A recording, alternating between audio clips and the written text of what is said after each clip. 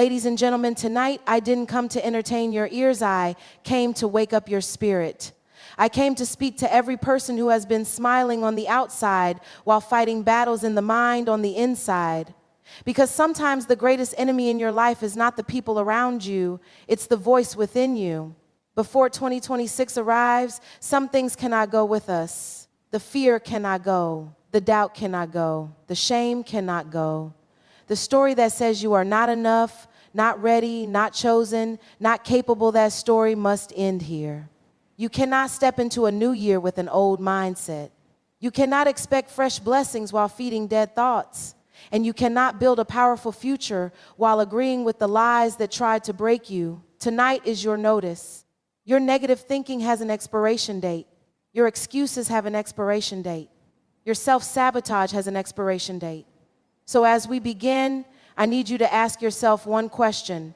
If the only thing standing between me and my next level is the way I think, am I ready to change my mind and change my life? Your thoughts are either building your future or burying it in ways you don't even notice in the moment. Because thoughts are not just passing ideas, they are seeds. And every seed you allow to stay in your mind long enough will eventually grow into something you have to live with.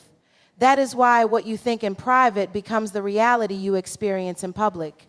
People often look at outcomes and assume they came out of nowhere, but the truth is, outcomes are usually the loudest expression of a quiet internal conversation that has been happening for a long time. When your mind is constantly rehearsing failure, rejection, and disappointment, you are not just thinking, you are training yourself to expect less, to try less, and to believe less. And without realizing it, you start making decisions that align with those beliefs. You hesitate when you should move. You step back when you should step forward. You that remain silent when you should speak, not because you lack ability, but because your thinking has been shaping your interpretation of what is possible for you. That is how thoughts begin to build ceilings over your life that were never meant to be there. On the other hand, when your thoughts are grounded in possibility, growth, and faith in your capacity to rise, something powerful begins to shift in your behavior.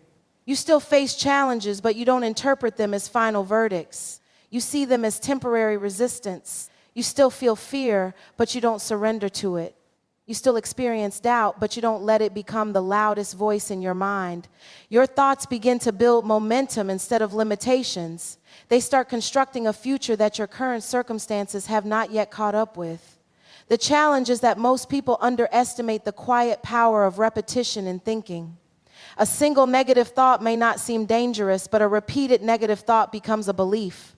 And a belief is no longer something you question, it becomes something you obey. That is why people can be capable of greatness but still live in smallness, because their thoughts have been rehearsing limitation for so long that expansion feels uncomfortable.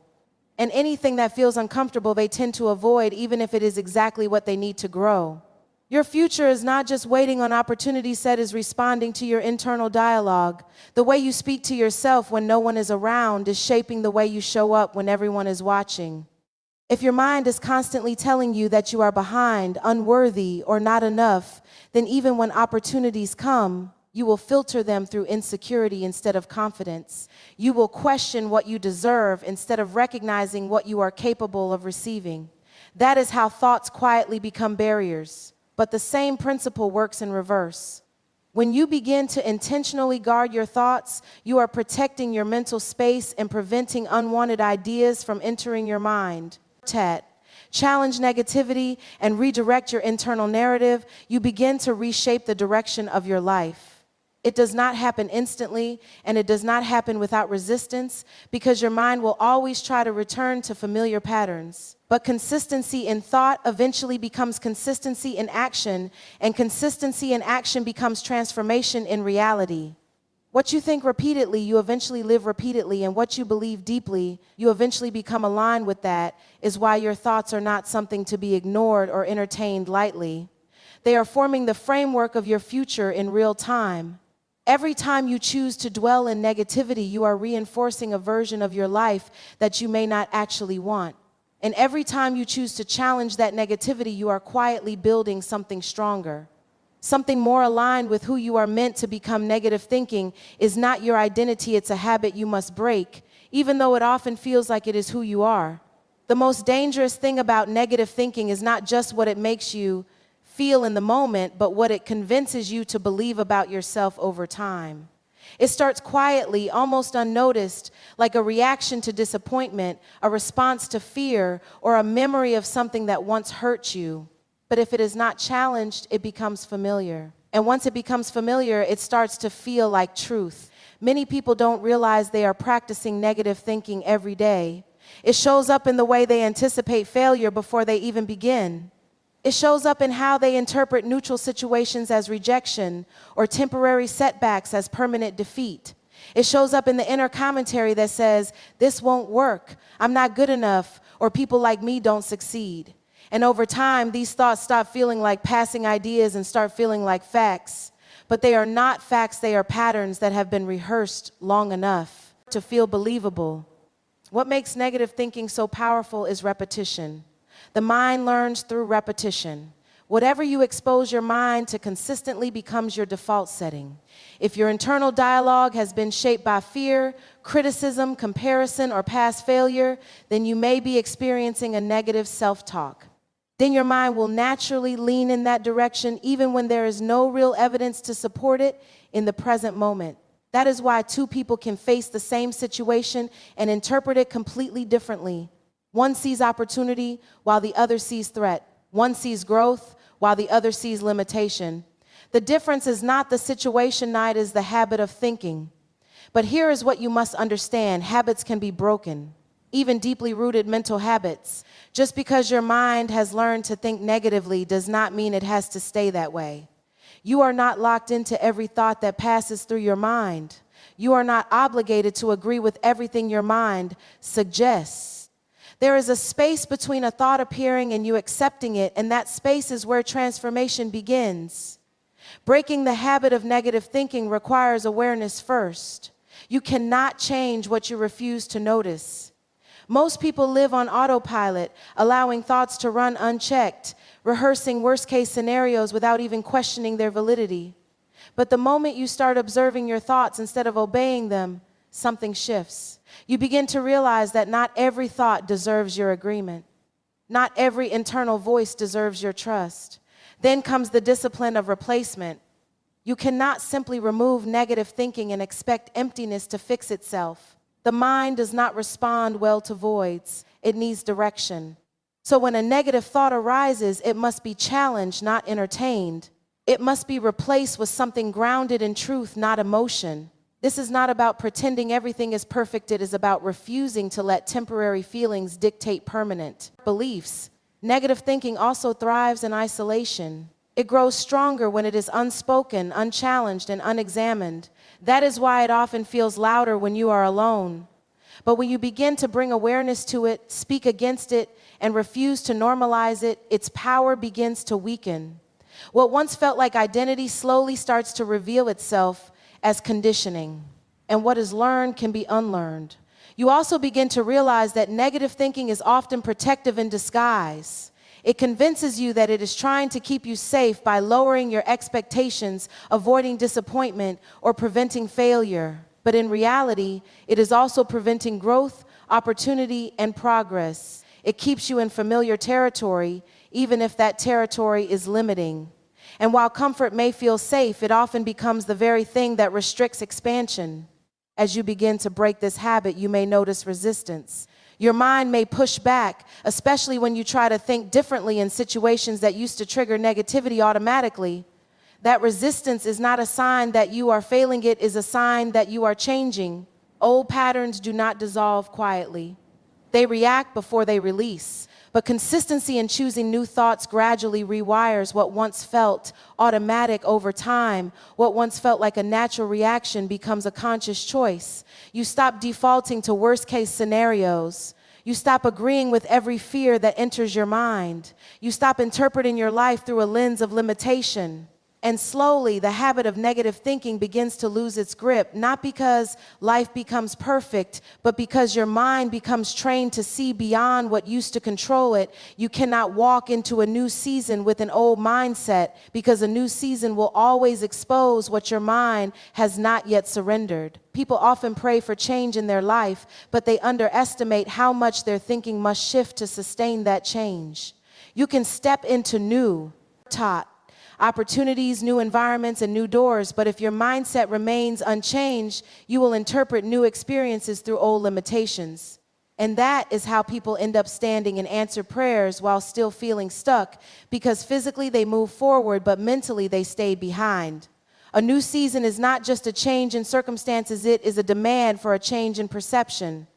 What used to make sense in your last season may no longer serve you in the next. The way you used to think about yourself, your abilities, your worth, and your future must evolve if you are going to recognize and handle what is ahead of you. Because every season carries its own level of responsibility, and your mindset determines whether you rise to meet it or shrink to avoid it. When your mindset is old, even new blessings feel uncomfortable.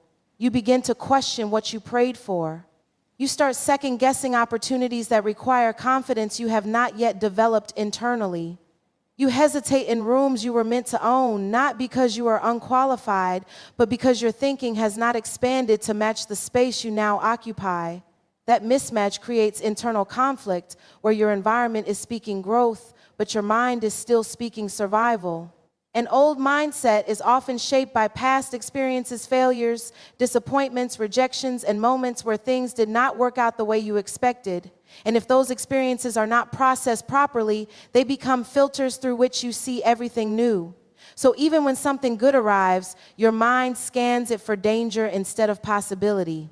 Even when people show you trust, your mind searches for betrayal. Even when doors open, your mind assumes they will eventually close. That is not discernment, that is unhealed thinking trying to navigate a new chapter. To walk into a new season, you must be willing to release old interpretations of yourself. You are not who you were in the last season, even if your mind still tries to convince you otherwise. Growth requires you to update your self-perception. If you continue to see yourself through outdated definitions, you will limit how far you allow yourself to go. And many people are not stuck because life has stopped moving, but because their identity has not caught up with where life is trying to take them.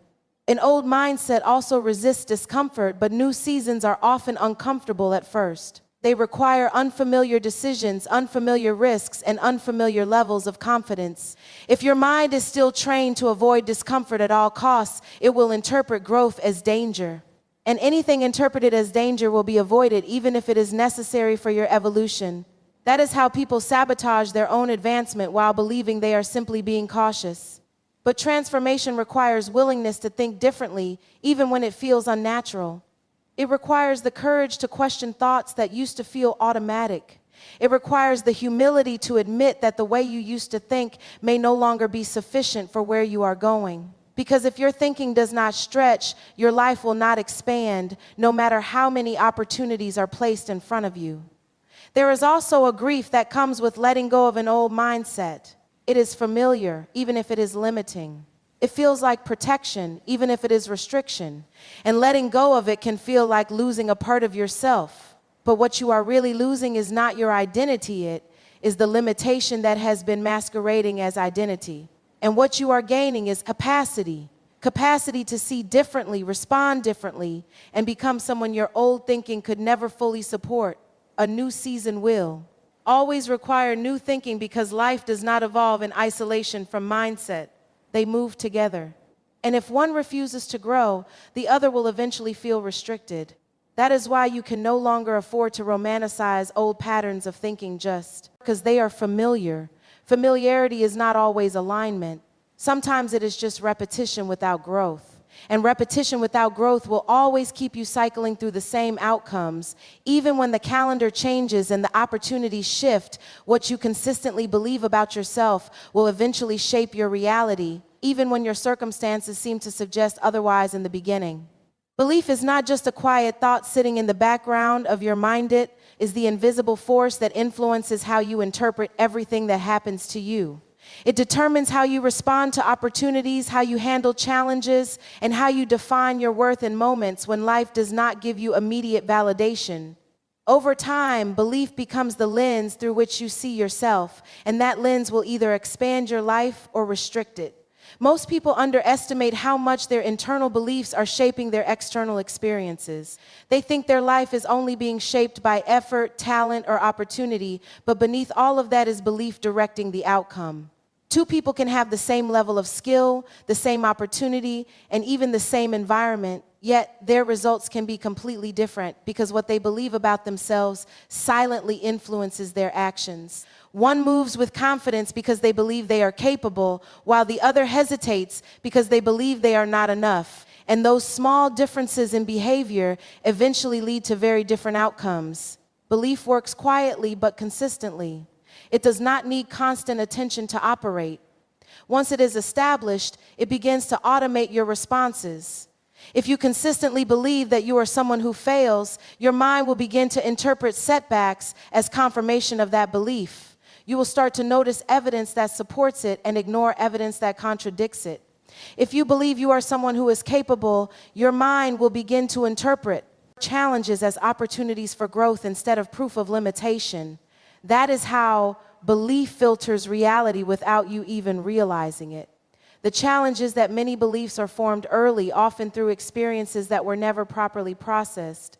A single moment of rejection can create a belief of unworthiness. A repeated pattern of failure can create a belief of inadequacy. A lack of encouragement can create a belief that you are not capable. And once these beliefs are formed, they begin to operate silently in the background, influencing decisions long after the original experience has passed. You may no longer remember the moment that created the belief, but you are still living under its influence. What makes belief so powerful is that it does not just reflect your reality, it actively participates in creating it. When you believe something about yourself, you begin to act in alignment with that belief, often without realizing it. If you believe you are not qualified, you may avoid applying for opportunities. If you believe you are not worthy, you may tolerate less than you deserve. If you believe you are capable, you may step into spaces you once avoided. And those actions, repeated over time, become the structure of your life. Changing your reality, therefore, requires more than changing your circumstances. It requires changing the beliefs that are producing your current behavior. Because if the belief remains unchanged, the behavior will eventually return to its default pattern, even if there is temporary improvement. That is why people can experience short-term success but struggle to sustain it, because the internal belief system was never fully aligned with the new level they stepped into. Belief is also deeply connected to identity. What you believe about yourself becomes who you think you are, and who you think you are determines what you allow yourself to do. If your identity is rooted in limitation, you will unconsciously resist anything that challenges that identity, even if it is good for you. But if your identity begins to shift toward possibility, you will start to tolerate discomfort in ways you previously avoided, because your belief system now supports growth instead of restriction. The transformation of belief is not always immediate. It is often a gradual process of replacing repeated thoughts, challenging long-held assumptions, and choosing new interpretations of old experiences. It requires consistency because belief is not built in a single moment, it is built through repetition over time. Every time you choose a thought that aligns with possibility instead of limitation, you open yourself up to new possibilities. You are slowly reshaping what you believe to be true about yourself.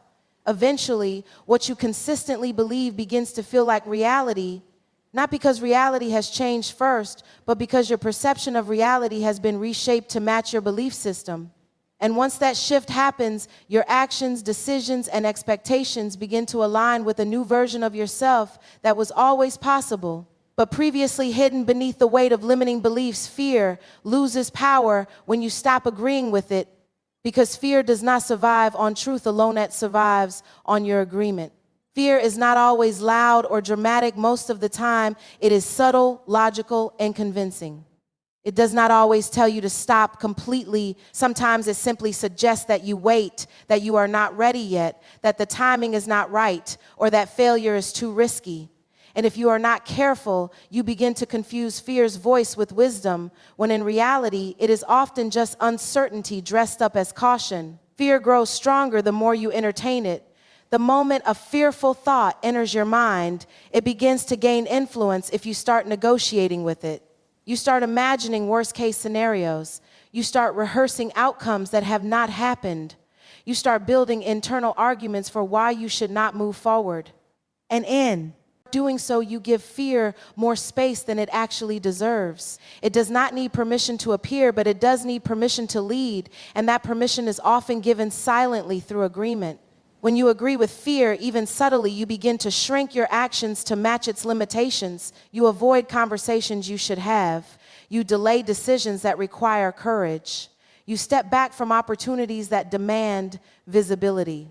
And over time, your life begins to reflect the boundaries that fear has drawn, not because those boundaries are real, but because they were accepted internally. Fear becomes powerful not through force, but through repetition of consent. But the moment you stop agreeing with fear, something shifts internally.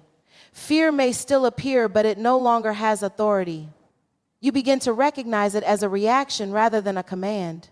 You start to see it as a signal of unfamiliarity, not a prediction of failure. And that shift in interpretation changes everything about how you respond to it. Instead of retreating, you begin to pause, observe, and then proceed anyway. That is where fear begins to lose its control. Disagreement with fear does not mean the absence of fear. It means the refusal to let fear dictate your decisions. You can feel fear and still move forward. You can acknowledge uncertainty and still take action. You can recognize risk and still choose growth. Courage is not the elimination of fear, it is the decision to act without its approval. And every time you act without fear's agreement, you weaken its influence over your life. Fear also relies heavily on imagination. It uses your ability to visualize to create scenarios that have not happened yet. It projects failure into the future and then asks you to respond to that projection as if it were reality. But imagination is not meant to serve fear, it is meant to serve possibility. When you stop agreeing with fear, you begin to redirect your imagination toward outcomes that support growth instead of limitation. You start to visualize what could go right instead of obsessing over what could go wrong. There is also a pattern that develops when fear is consistently challenged: resilience. Every time you move forward despite fear, you prove to yourself that fear is not absolute truth. You gather evidence that you can survive discomfort, uncertainty, and risk. And that evidence begins to accumulate, slowly rewriting your internal response system. What once felt overwhelming begins to feel manageable. What once felt paralyzing begins to feel temporary. And what once felt like a stop sign begins to feel like a signal to proceed with awareness. Fear loses its authority when it is no longer treated as the final decision maker. It can still offer its opinion, but it no longer controls the outcome.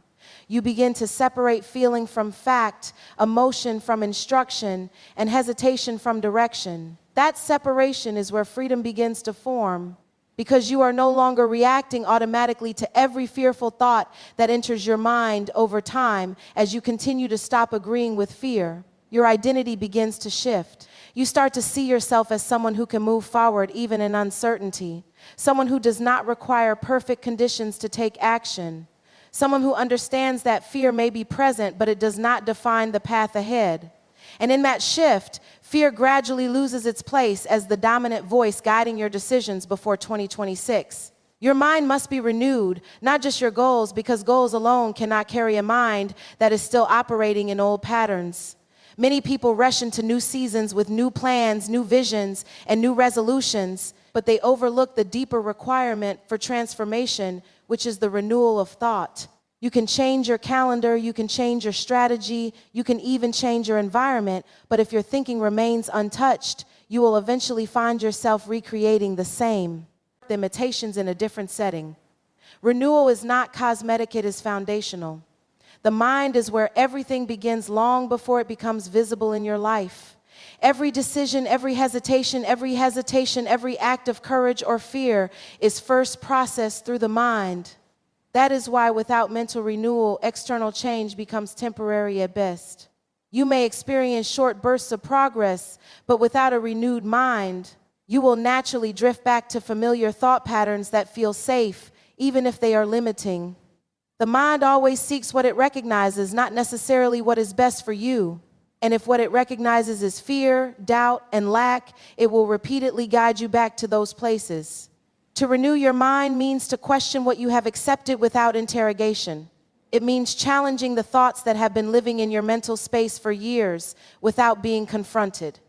Thoughts like "I am not enough," "I will always struggle," or "people like me don't succeed" are not just passing ideas, they are mental frameworks that shape how you interpret your entire life. And if they are not renewed, they will continue to dictate your responses even when your circumstances improve. Renewal also requires awareness of repetition. The mind does not change through occasional inspiration, it changes through consistent exposure to new truth. Whatever you repeatedly think about becomes your default perception. That is why, even when you hear something empowering, if your internal dialogue remains unchanged, you will eventually return to your original mindset. Renewal is not about hearing something once, it is about replacing what has been repeated for years with something